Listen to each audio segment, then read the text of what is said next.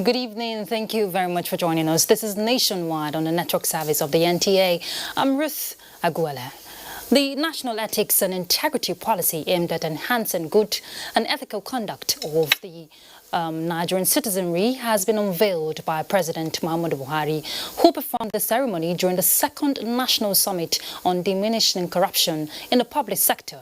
The president described corruption and corruptive tendencies as abhorrent to the nation's core ethical values. State House correspondent Adamu Sambo reports that the event was organized by the Office of the Secretary to the Government of the Federation in collaboration with the ICPC as part of Nigeria's Diamond Jubilee celebration. We'll bring you the details in the course of the bulletin, but let's take you to labor scene. The organized labor has suspended its planned industrial action over hike in pump price and electricity tariff after an offer by some palliatives by the federal government to reduce the effect of the increases. The suspension of the strike was reached in Abuja after an exhaustive negotiation between the federal government and Labour, which led to the signing of a communique by both parties.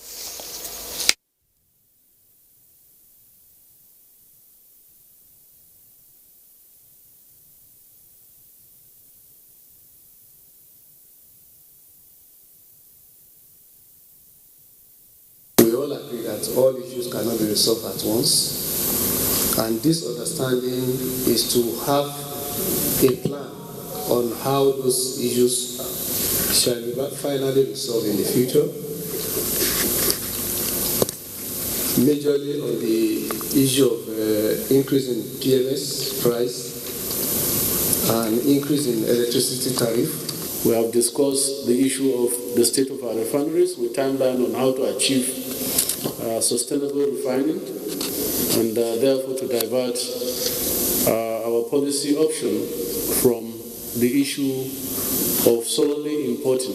Federal government will make available to organized labor 133 numbers CNG LPG driven mass transit buses immediately and provide to the major cities across the country on a scale on the basis thereafter to all states and local government before December 2021.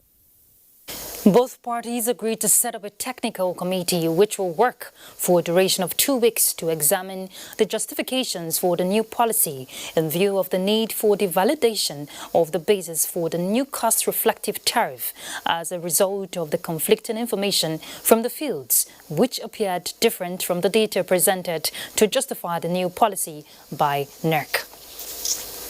And in the meantime, the All Progressives Congress has commended the shelving of the nationwide strike by the Nigerian Labour Congress following the federal government's successful brokering of an agreement with the leadership of Nigerian Labour Congress and the Trade Union Congress on the increase of electricity tariff and the price of fuel. The party, in a statement by its Deputy National Publicity Secretary Yakini Nabena, says the gesture is a positive development in line with the proven pro-people stance of President Muhammadu Buhari-led APC administration, which has always put the welfare and interests of the masses first in policy decisions and implementations. The President Buhari's government has made solid commitments to rechannel saved national resources from the stopped fuel subsidy and deregulation of downstream petroleum sector to other critical sectors, such as infrastructure, health, education, the statement added. The APC called on all well-meaning Nigerians and stakeholders to cooperate, partner and monitor the implementation of these commitments and agreements reached by the federal government and organized labor, and commended President Buhari's transmission of the much-awaited Petroleum Industry Bill 2020 to the National Assembly.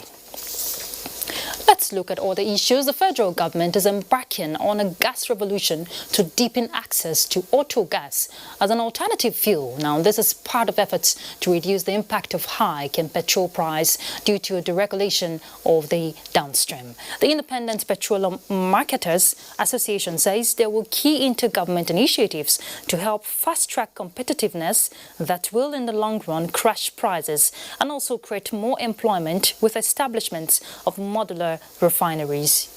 Can sell it higher. Some other person will bring his product and sell it lower than your own.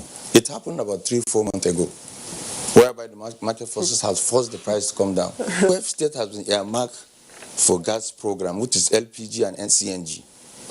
And in some few months to come, in a month to come, already there's a test run in Benin past 2 to 3, 4 years. If you go to Benin now, you find that 40 to 50% of the vehicles there are on gas. Secretary of IPMAN Danladi Paisali says Nigeria is not alone in looking inward for economic solutions as the world battles global recession from COVID-19.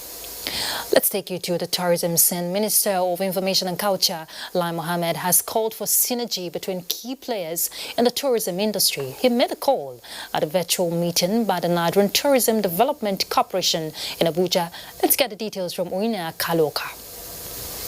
Domestic tourism reimagined was the theme of the virtual meeting, where the Minister of Information and Culture, Lai Mohammed, represented by the Permanent Secretary in the ministry, noted that federal government is interested in developing the sector, which plays an important role in the social, cultural and economic growth of the country. Tourism is a low-hanging fruit for post-COVID-19 recovery, especially in Nigeria. So we must do something to revive this sector as soon as possible. Experts and key players in the sector highlighted the impacts of developing domestic tourism and some challenges encountered. I'd like to encourage stakeholders and to keep on churning out more user-generated content. Director General NTDC Folorunsho Kuka addressed the issue of infrastructure and security, challenging Nigerians to change their narratives about their country. Nigeria is not the murder capital of the world, but if I bought any of you tickets and I said, hey, hop on a plane and go to those countries, you would go there. So what is this thing? We have an issue with security. We have an issue with transportation.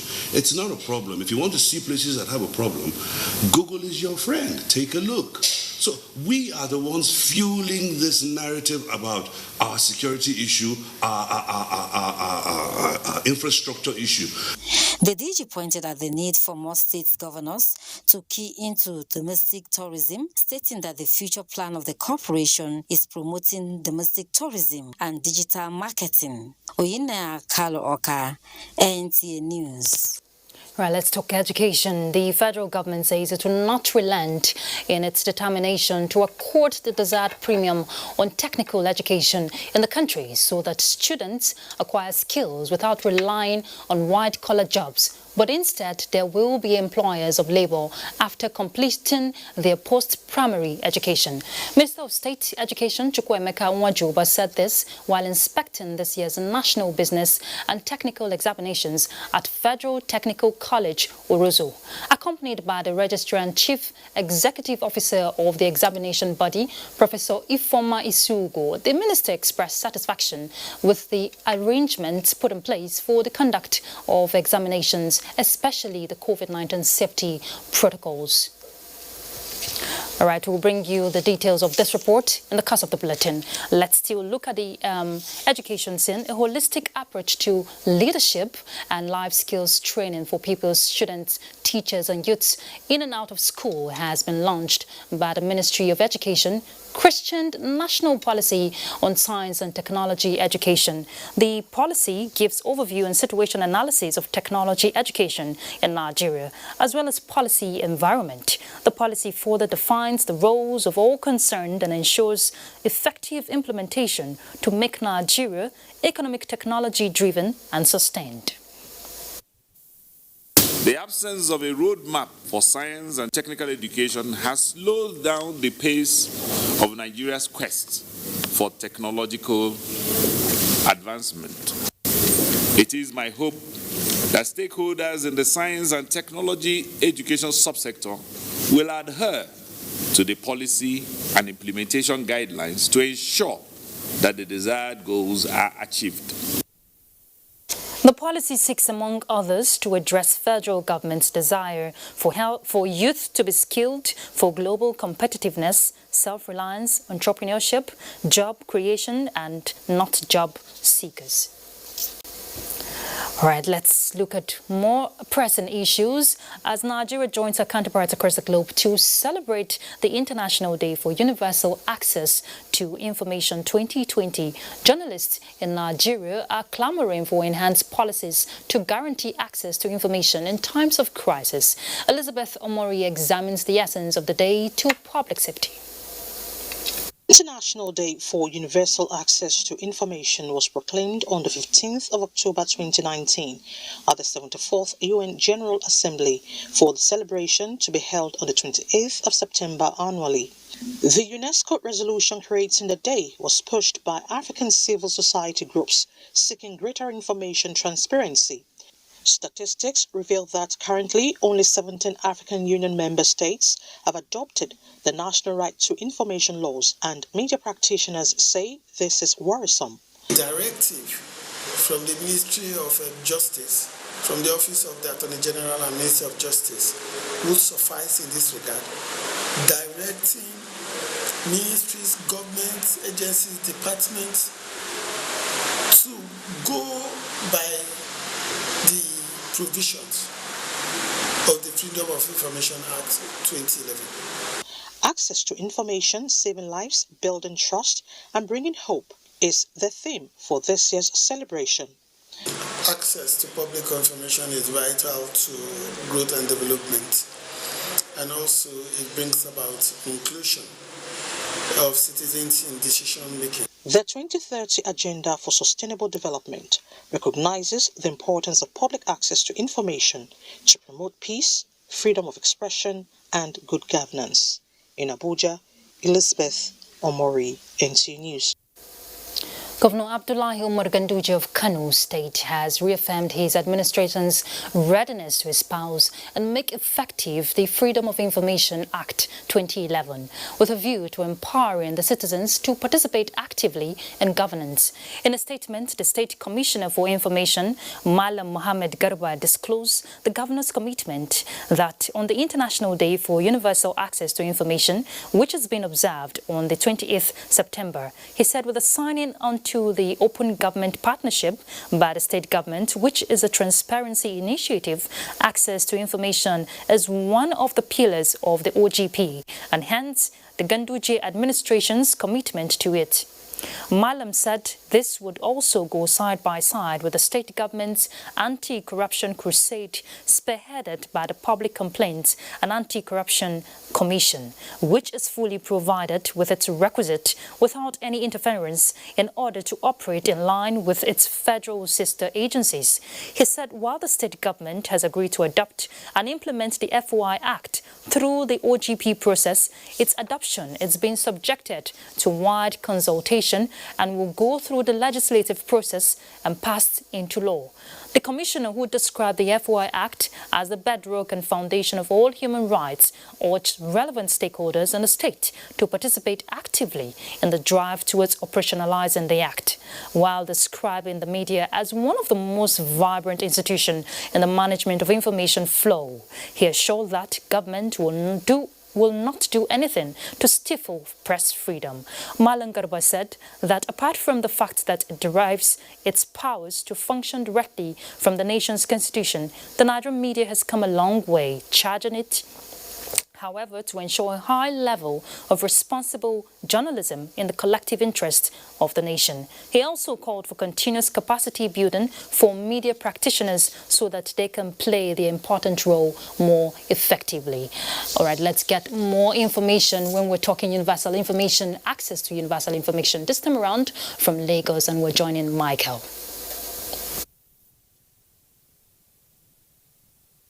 Thank you, Ruth. September 28 is marked annually as the International Day for Universal Access to Information. The day focuses on people's right to information, especially in times of crisis. On this basis, Imole Ayotokede takes a look at citizens' accessibility to information in Nigeria. Information is sought as a resolution to uncertainty. It is that which answers the question of what an entity is. Adequate information is therefore essential for effective operations and decision-making at all levels of human interaction. This explains why the International Day for Universal Access to Information gives people the right to seek, receive, and impact knowledge. The Freedom of Information Act gives every Nigerian the right to request and access information at critical times. How informed is the average person about this power? I'm well informed because I listen to the radio. From 6:30, my radio is on, and then from the radio I go to the to TV. The Nigerian media plays an effective role in dispensing information to the public through various means, including electronic, print, and the social media. Now, under like 10, 20, 30 minutes, they get fast and accurate information being passed out to the general public. Go to this Instagram, Twitter, and so on. Nigerians, the Nigerian media are doing their best. They are among the best in the world, if I can go to rank them. The International Day for Universal Access to Information has also helped in the formulation of sustainable policies through and beyond the current pandemic, COVID-19. This is why the theme for this year's celebration is Saving Lives, Building Trust, and Bringing Hope. In Lagos, Imole Ayotokede, NTA News. Let's now shift our attention to trade and investment.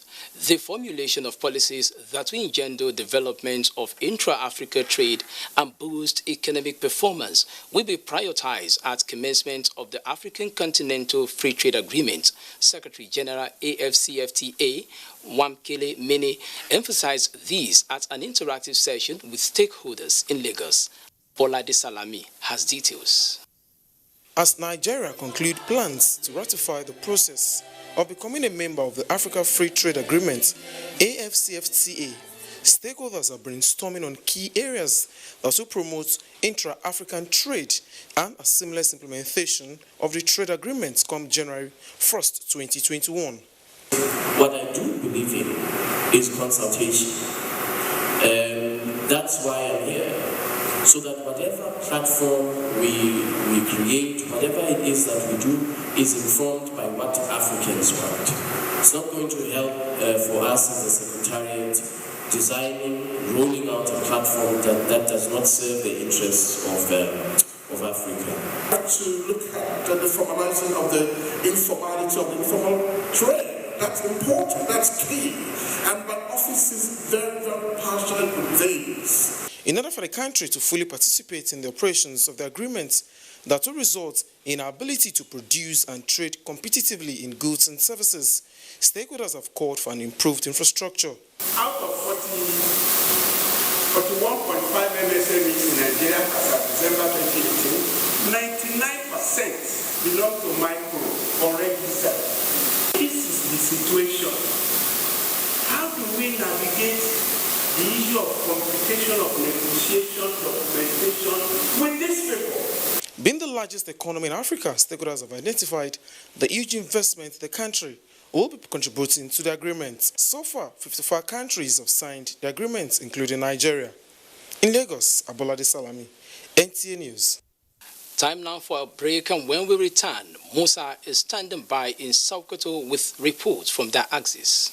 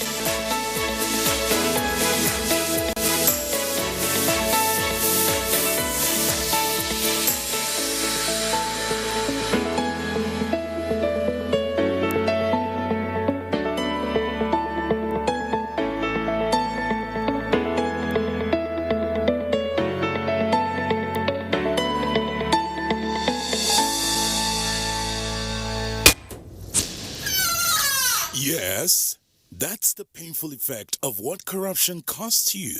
But what does corruption cost us all? Watch Bad Guys on NTA Network, 6 p.m. to 6:30 p.m. every Wednesday from the Akin Fadeyi Foundation. Bad Guys. Who are the bad guys? Join us.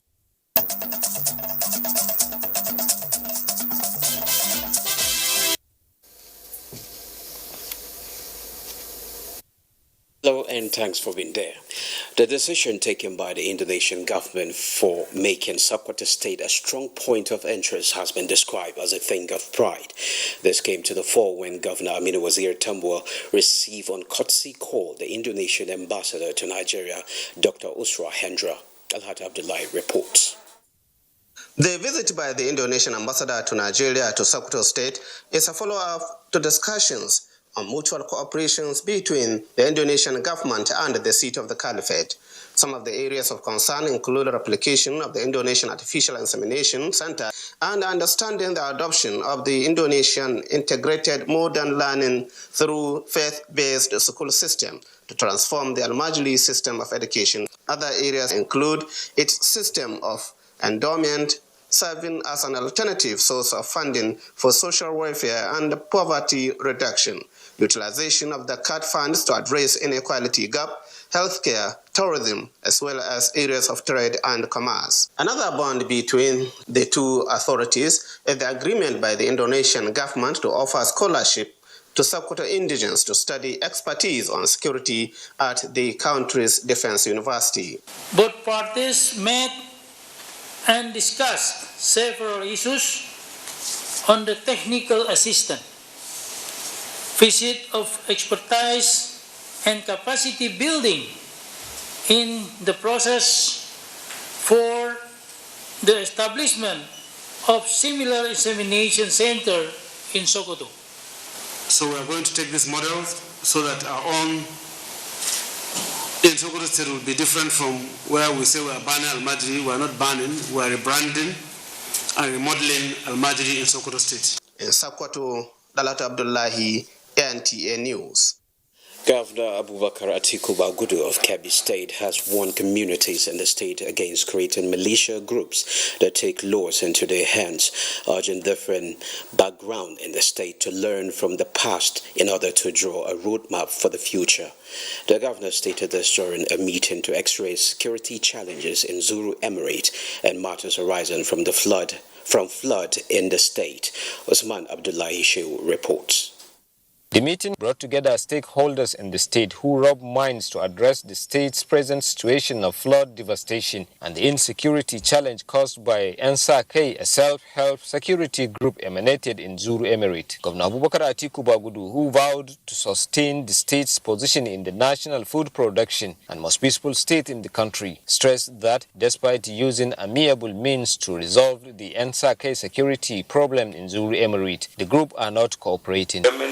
Take firm action, but I just felt our stakeholders in our state need to be aware, so that we need to encourage people to please, as frustrated as they may be by any challenge, not to take the law into their arm and not to create militia. Governor Bagudu similarly decried how this year's flood and rainfall surpasses the earlier meteorological agency's prediction, saying that government at all levels and philanthropists are determined to assist the victims, announcing that arrangements are in top gear to support farmers in massive dry season farming to recoup their losses. In their separate remarks, the Chief Judge of the state, Justice Suleiman Muhammad Ambrusa, and the Emir of Argungu, Alhaji Samaila Muhammadu Mera, expressed sympathy to the flood victims, urging the people of Zulu Emirate to adhere to the spirit of peaceful coexistence for the development of the state. The meeting availed stakeholders the opportunity to express their minds. In Birnin Kebbi,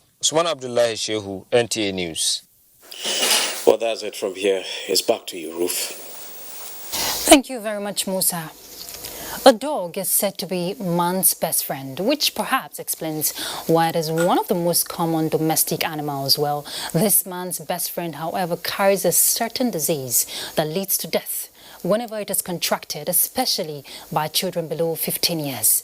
Uche Ugochukwu tells us about this disease that the world has even set aside a day to mark it annually. Many people. Michael Ogun loves and owns a dog. What separates him from many others, however, is the fact that he knows how to care for his dog. Every year we get our dog immunized, vaccinated basically. They have the anti-rabies vaccination that you are supposed to vaccinate your dog every year against. And then every 6 months we try and fumigate our compound, fumigate the compound, fumigate the dog house, and to help kill or prevent a lot of things that might affect the dog and us.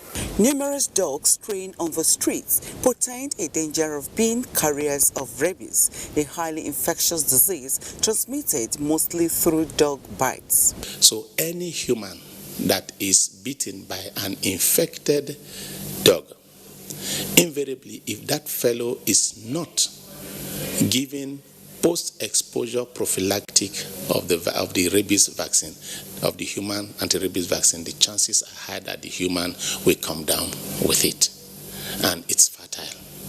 But also they are highly sensitive to heat. So if you have warm water with soap and then you scrub that area where you got that bite by either a rabid dog or non-rabid dog, it is always very effective in controlling. Data from the Nigeria Center for Neglected Tropical Diseases shows that 55,000 people die from rabies yearly. The theme of 2020 edition draws attention to the importance of dog vaccination and need for concerted efforts to meet the 2030 target of eliminating human deaths from rabies.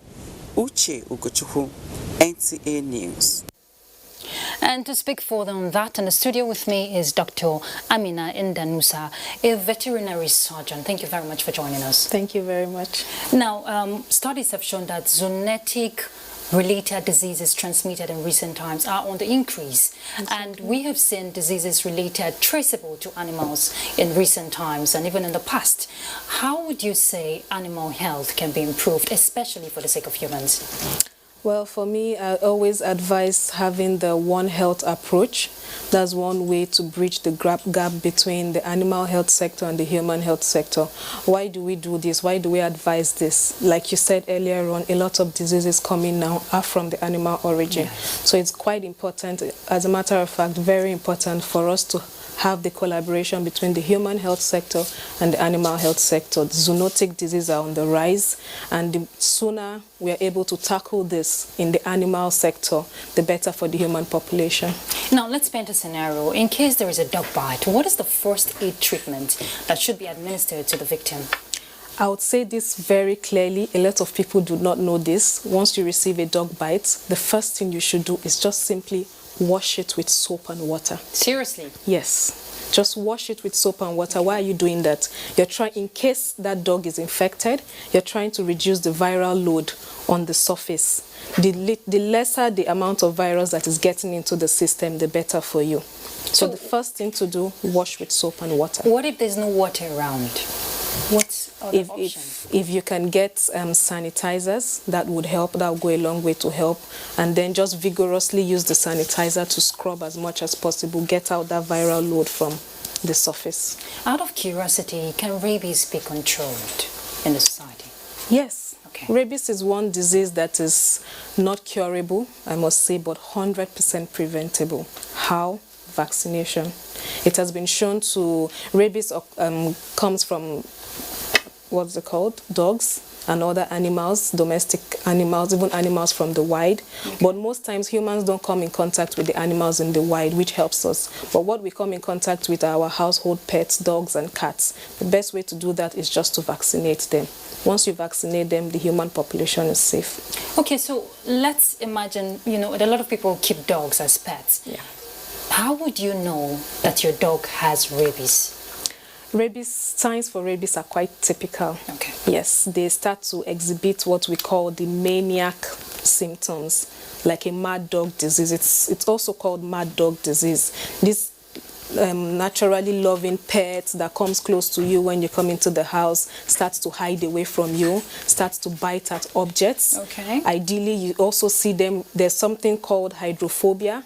They're scared of water. You put a bowl of water that they would normally go and drink, they run away. So these are some of the signs that you see. And then another obvious sign is salivation. They start to bark uncontrollably and they have saliva dripping from their mouth. So those are the typical signs you see in rabies. So how often should they be vaccinated? We usually advise the first shot to be given in 3 months of age. Okay. After that, it becomes yearly. Okay, so on a lighter note, what does it feel like being a vet surgeon in one word? The exhilarating. Okay, thank you very much, Dr. Amina Indanusa. Thank you for coming on the news. And like they say, dogs are very loyal animals. No better way to show them loyalty than to improve their health. Exactly. All right, thank you very much. Thank you. Okay, let's look at other issues. The National Commission for Refugees, Migrants and Internally Displaced Persons has flagged off distribution of relief materials to 1,000 internally displaced persons in Yobe State. The Commission has also handed over assorted drugs and other medical supplies to the state's Primary Healthcare Management Board to enhance its operations and provide an effective healthcare service to communities hosting IDPs in the state. Yunusa Suleiman reports. Consumables to the Yobe State Primary Healthcare Management Board, according to the representative of the Federal Commissioner, National Commission for Refugees, Migrants and Internally Displaced Persons, was in response to the health needs of those IDPs who are still living in Fika local government area of the state. Nigeria is facing challenging times and Yobe State is not left behind. So the fact that more drugs are available, it will help health delivery. The healthcare workers can go out and do outreaches. These drugs and medical consumables we are seeing will distribute equitably and judicially for the purpose intended. In line with its mandate of providing effective and durable solutions to the flights of all persons of concern, the Commission has also commenced the distribution of food and other household materials targeting 1,000 IDPs as well as other heads of vulnerable households across various host communities in the state. Today that we realize that Buhari is for the masses, it has shown a great feeling he has towards the masses of his country. Government has not forgotten about them. It seems as if we have, but we have not. It's the dire financial situation of the whole country, so we're not doing as much as we hope to. But the federal government is always thinking about displaced persons, and we'd also like to plead with them to not sell these items, because sometimes we have cases of IDPs selling the food items given to them. It is for their own use. This is one of the driving policies of His Excellency Horome Malabuni to tap resources from relevant MDAs and agencies across the state and reach out to our vulnerable population. With this, it is believed that IDPs still living in host communities have cause to smile. 5 million persons living with disabilities are expected to benefit from the Agriculture Empowerment Scheme launched by the federal government in its bid to take 100 million Nigerians out of poverty. The skills acquisition and capacity building training session was flagged off in Abuja, where Momso Damian Dati captured the scene. The visually impaired, hearing and speaking impaired, as well as the physically challenged from the nooks and crannies of Abuja, trooping to the Federal Secretariat in the FCT. It's the official launch of the federal government's skill acquisition and capacity building training on food security and financial inclusion, especially for disabled civil servants and others who are interested. This is the best time for somebody to even train fowl. So if you buy broiler now, in the next 3 months, you can sell it for December and Christmas period. I think that one is really another game. I cultivate cassava in my small way, and also I cultivate cocoyam, and also vegetable. This is a great opportunity and privilege. After being trained, I'll be empowered to do more. Do produce white soya, that is soya beans, and actually I have a poultry farm. And inshallah, we are going to make it. We are going to show that there is ability in disability. Then comes the host, looking all normal, with eyes perfect and clear, yet blind. He is Dr. Samuel Ankili, the Senior Special Assistant to the President on Disability Matters, the vision driver.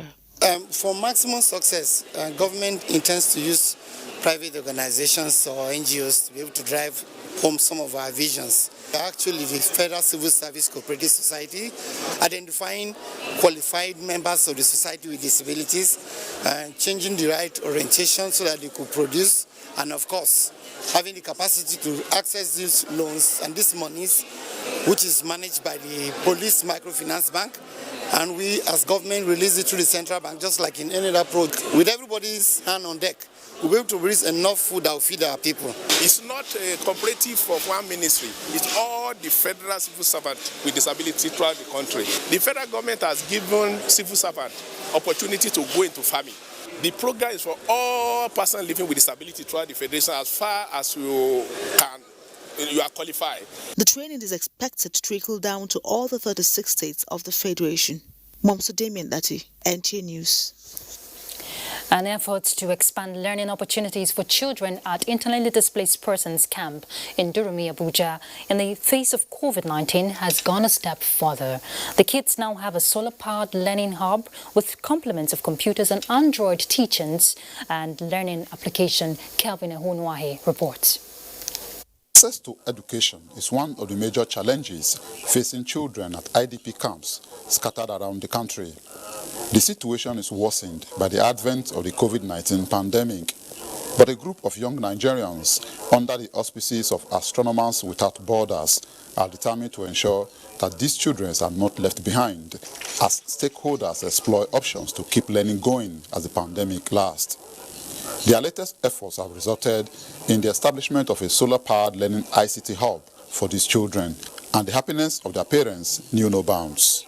AWB, they are here with us for about a year plus now. So they are our ambassadors.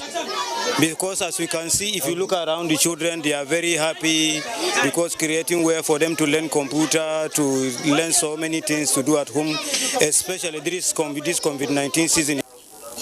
The group also provided COVID-19 prevention facilities for the camp and urged the displaced persons to maintain them.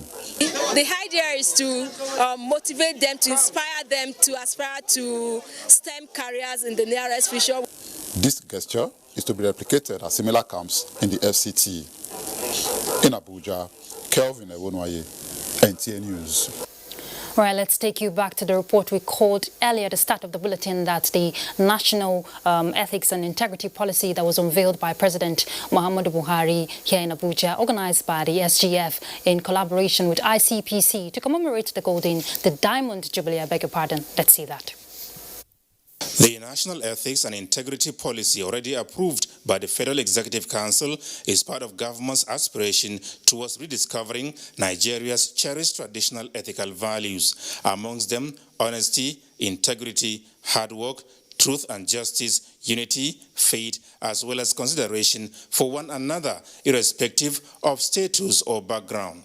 As I have often reminded Nigerians, if we do not kill corruption, corruption will kill Nigeria. For the government to deliver the expectations of the governed, President Muhammadu Buhari said the society must be transformed from one in which impunity in the management of national resources is the norm to one in which culture of accountability and transparency prevails. We need to deploy resources to address our common needs rather than the greed of careless few. We need a corruption-free public sector to achieve this transformation. We need a judicial system that dispenses justice without undue delay and technicality. And finally, we need ethical reorientation of the people to achieve this goal. When we work together against corruption, we can defeat it. The president said it is only when the three arms and levels of government work together that the country will be effectively served and the positive impact of the service delivery reach all and sundry. We must all join hands together to fight corruption and return to our traditional values of honesty and integrity. I urge all Nigerians participating in this summit to come up with recommendations on ways to further enforce our laws and prevent corruption in the public sector in Nigeria. Together Against Corruption is the theme of the summit, and this was a central focus of the goodwill messages delivered by invited guests. As the theme of the summit suggests, we need to work together as Nigerians, as arms and institutions of government to roll back corruption in our country. I believe that we can achieve our targets with a united front. The judiciary is therefore poised to deploy every relevant legal tool at its disposal to whittle down the strength of corruption in our mindset. I today witnessed firsthand the commitment of the government of Nigeria under President Muhammadu Buhari to fight corruption. The level of transparency I've had today here is unequivocal. The United Nations will remain an important partner in Nigeria's commitment to fight corruption and achieve sustainable development goals. During the event, Hamza Adamu Buwai of the Federal Ministry of Trade and Investment and CSP Francis Osage Ehobo of the Nigeria Police received Public Service Integrity Awards, while 3 youngsters, Opeyemi Peter Adeboye, Chikeze Favor, and Matilda Daniels, who won anti-corruption music and essay competitions, got recognized and rewarded. COVID-19 kills, but corruption kills even more. ICPC alone cannot fight corruption. We all must be involved. Your Excellency, sir, your unequivocal stand against corruption is a morale booster to the fight against corruption. We assure you, sir, that as your foot soldiers, we will not allow corruption to kill Nigeria. The ICPC chairman said the commission recovered billions of naira and substantial assets from those who abused trust, including 2.6 billion naira meant for the school feeding program during the coronavirus lockdown. From the State House, Adamu Sambu, NTA News. On the electoral scene, the Independent National Electoral Commission prepares to deploy full technology in the conduct of the elections in the country. Mia Ogidi reports. The Edo governorship election is over, and INEC is the smiling child. Almost everyone says thank you and thank you for a job well done. I've not had anything report at all about the police, and that's a huge difference. I want to commend INEC for making sure that the people voted in the various polling units. The thank yous on INEC were made easy by improvement in technology, especially on the uploading of results from polling units, not forgetting the voter register, smart card reader, and voters' cards that are all automated. And INEC does not want to box below our weight anymore. So, electronic voting machines are to be deployed, and 40 manufacturers are already showcasing their products before INEC. For some time now, the Commission has been working on the deployment of technology in voting during elections to replace the current manual system, which is tedious and requires enormous logistics to deliver huge quantities of printed materials and a large number of ad hoc staff to administer the process. It is an exciting adventure of determination and commitment by an ambitious umpire trying to satisfy a demanding client. Let me reassure each and every Nigerian that the Commission is committed to expediting the process leading to the deployment of electronic voting machines in elections in earnest. Great journey embarked upon by INEC, but there is a checkpoint on the way. Because the Electoral Act of 2010 as amended states in Section 52, subsection 2 that the use of electronic voting machine for the time being is prohibited. So, amendment is key to the success of this project by INEC. Mia Ogidi, NTA News. All right, let's head to Benin to join Obehi. She's going to give us the next set of reports. Obehi? Hello, Ruth. Thank you very much for joining us in Benin. The Christian Association of Nigeria Edo State Chapter has organized an interdenominational service to thank God for Governor Godwin Obaseki's victory at the poll and for the peaceful conduct of the election. Elizabeth Amoko reports that the event, which held at the Samuel Ogbemudia Stadium in Benin, had in attendance the governor, his deputy Philip Shaibu, and other top government functionaries. The Thanksgiving service had leaders and members of all the three arms of government in the state, party leaders, church leaders, and people of Edo State in attendance. Recalling how God saw the people of the state through the electionary period, Governor Obaseki thanked God for the peace, progress, and projects executed in the state through his administration and assured the people of the state of better days ahead. What has happened is by our own might. At all, that's the farthest thing from the truth. It was as a result of God's direction. The Christian leaders in their messages told the governor-elect and his deputy to ensure they put God first in all they do. Shun every form of acrimony and distractions by setting your eyes as a flint. The governor, members of his cabinet, and other functionaries danced to the altar with their seats. There were special prayers for the governor and members of his cabinet ahead of a new administration. We build a wall of defense around you. In Benin, Elizabeth Omoko, KNTN News. Residents of Edo State are optimistic that Nigeria will experience sustainable socio-economic development when both the leaders and the led put the interest of the country first. These were their view as the country marks 60 years of independence. Goodluck Inaini reports. On the 1st of October, Nigeria will be 60 years old as an independent nation. Residents of Edo State say although the country is bedeviled by a catalogue of challenges, some progress have been made. By the shared grace of God, we have remained as a people. And because we have remained as a people, that is enough for us to be grateful to. Two, we are not at war.